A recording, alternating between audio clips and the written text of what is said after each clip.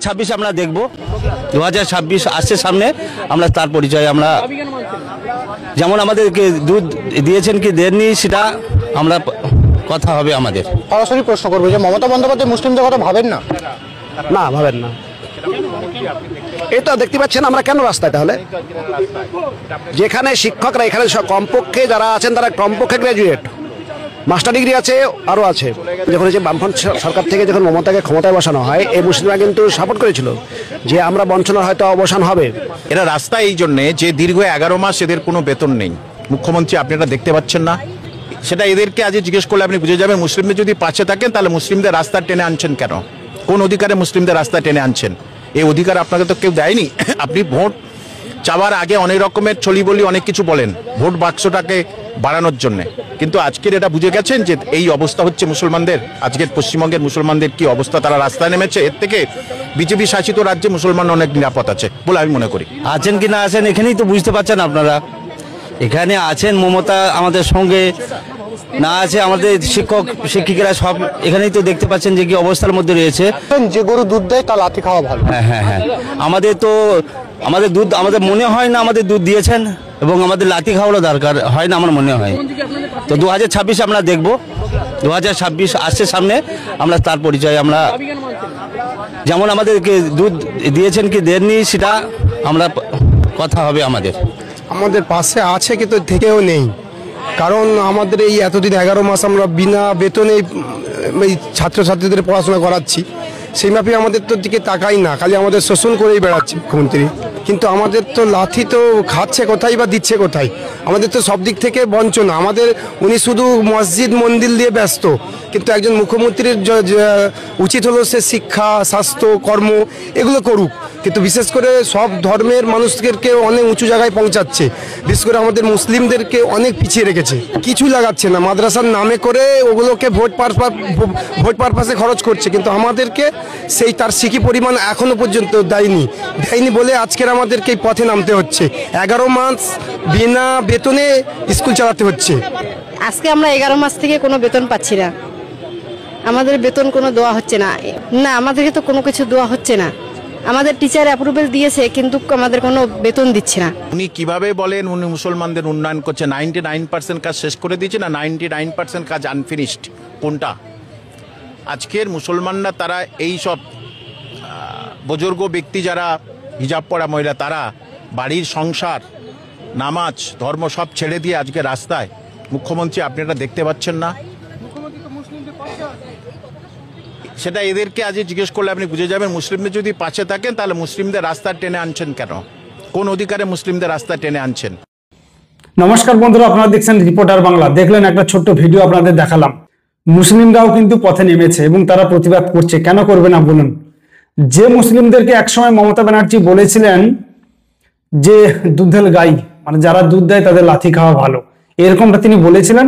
এবং তিনি এটাও বলেছেন যে মুসলমানদের আমি প্রায় 99% কাজ কমপ্লিট করে দিয়েছি। তো সেখান থেকে একটা জিনিস পরিষ্কার হচ্ছে যে শুধু মিথ্যার রাজনীতি উনি করেন, সেটা তো সবাই জানে। তো আজকে আরেকটা জিনিস খুব ভালো লাগলো যে প্রত্যেকটা মুসলিম তারা বুঝতে পারছে যে হ্যাঁ, ইনি হচ্ছেন একমাত্র মমতা বন্দ্যোপাধ্যায়, পশ্চিমবঙ্গের মুখ্যমন্ত্রী, যিনি বলেন এক আর করেন এক।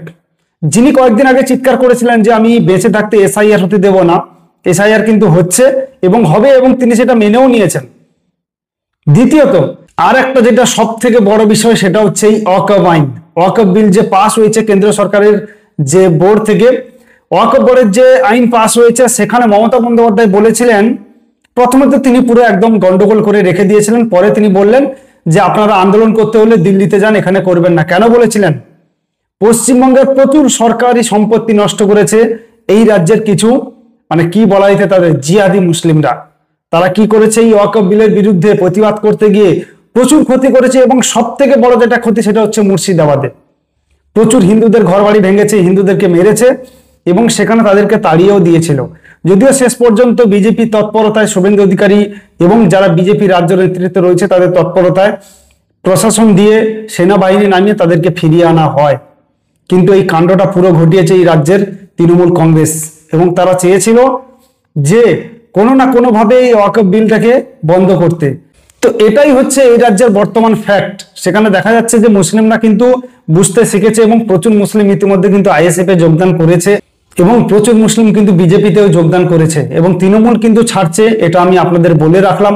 অনেকেই হয়তো ভাবছেন যে তৃণমূল ছাড়ছে, সেটা আপনারা হয়তো খবরে দেখছেন, কিন্তু বাস্তবে কি ছাড়ছেন? বাস্তবে প্রচুর মুসলিম কিন্তু এই মুহূর্তে মানে বুঝতে শিখে গেছে তারা। শুধু আমি বলবো না যে হ্যাঁ তৃণমূল উন্নতি করছে না বাকিটা করে দেবে, শুধু এই ভরসা নয়, তারা একটা জিনিস পরিষ্কার বুঝে নিয়েছে যে মমতা ব্যানার্জি যতদিন থাকবে ততদিন আমাদের কোনো উন্নতি হবে না। এমনকি আপনারা পুরো ভিডিওতে দেখলেন যে কামাল হোসেন যিনি শিক্ষক রয়েছেন তিনি কিন্তু পরিষ্কার করে বললেন যে আমার সব থেকে কোথাও গিয়ে মনে হয়েছে যে বিজেপি শাসিত রাজ্যে বরং মুসলিমরা সব থেকে বেশি ভালো রয়েছে। আপনারা একবার খেয়াল করে দেখেছেন কি এই পশ্চিমবঙ্গ এটাই হচ্ছে সেই পশ্চিমবঙ্গ যেখানে মুসলিমরা মুসলিমদেরকে মারে, জানেন না? ভাঙড় এবং ক্যানিং দুটো ঘটনা আপনারা জানেন। ভাঙড়ের হচ্ছে শওকত মোল্লা এবং ক্যানিং এর হচ্ছে শওকত মোল্লা এবং ভাঙড়ের হচ্ছে বিধায়ক আইএসএফ এর বিধায়ক নওশাদ সিদ্দিকী। তো এখানে আপনারা দেখেন প্রত্যেক দিন মুসলিমরা মারামারি করছে, মুসলিমরাই মরছে, জেল খাটছে মুসলিমরা এবং সারা রাজ্যে একটা উদাহরণ হয়ে দাঁড়িয়েছে যে কোথাও কিছু গন্ডগোল হলে সেখানে কিন্তু জেল খাটে মুসলিমরা। কেন জানেন? মুসলিমদেরকে এই রাজ্যের যিনি মন্ত্রী রয়েছেন মুখ্যমন্ত্রী মমতা বন্দ্যোপাধ্যায় তিনি অশিক্ষিত করে রেখেছেন এবং তাদেরকে খারাপ কাজে লাগিয়ে দিচ্ছেন। আর তারা গিয়ে কি করছে? মারামারি করছে, খুন, বন্দুক দিয়ে এইসব গন্ডগোল মানে চুরি, ধর্ষণ এগুলো করছে। আর সেখান থেকে তাদেরকেই ধরে নিয়ে যাচ্ছে পুলিশ প্রশাসন এবং জেল খাটছে কিন্তু তারাই।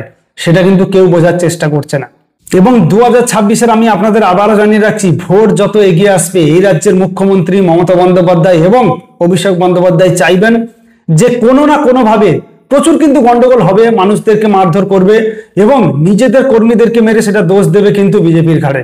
শুধু কর্মীদেরকে মারা নয়, যে কোনো বিষয় নিয়ে বিজেপিকে কিন্তু এরা দোষ দেবে, এটা কিন্তু আমি আপনাদের আগের থেকে জানিয়ে রাখলাম, সেটা কিন্তু আপনারা মাথায় রাখবেন। এবং আরেকটা কথা জানিয়ে রাখি, ভোট যত এগিয়ে আসবে ততই কিন্তু এরা মিথ্যা প্রচার, মিথ্যা অপপ্রচার বা মানুষকে ভয় দেখানো, মানুষকে ভুল বোঝানো এগুলো করবে। এবং রিসেন্ট যে রাজনীতি শুরু করেছে তৃণমূলের ডিজিটাল যোদ্ধা বলে যে প্রকল্প রয়েছে অভিষেক বন্দ্যোপাধ্যায়ের, প্রকল্প কিনা আমি জানি না, তিনি ঘোষণা করেছিলেন। তো তাদের যারা কর্মী রয়েছেন, বিশেষ করে এই দেবাংশুর মতো এবং রিজু দত্তের মতো অশিক্ষিত সব নেতারা, তারা কি করছে? বিরোধী নেতা নেত্রীদের ছবি নিয়ে এআই দিয়ে খারাপ ছবি বানিয়ে তারা ফেসবুকে পোস্ট করছে। যদি তাদের কর্মীরা সেটা করেছে তো সেটাকে তারা সাপোর্ট করছে এই নিম্নমানের মানে এই দেবাংশু এবং রিজু দত্তের মতো অশিক্ষিত নেতারা। এরা কোন দিক দিয়ে নেতা আমি এখন পর্যন্ত জানি না, তবে কি করে তৃণমূল দল এদেরকে সাপোর্ট করে। দেখুন, এআই কিন্তু কারোর একার নয়, আমি আবারও বলছি এআই কিন্তু কারোর একার নয়, ব্যবহার করতে আমরাও জানি, কিন্তু আমাদের সেই শিক্ষা, পারিবারিক শিক্ষা আমাদের পরিবার থেকে কেউ দেয়নি। যেটা তারা পেয়েছে সেটা আমরা পাইনি। তারা কি করছে? বিরোধী নেতা নেত্রীদের, মহিলাদের, পুরুষদের ছবি নিয়ে খারাপ ছবি বানিয়ে পোস্ট করছে।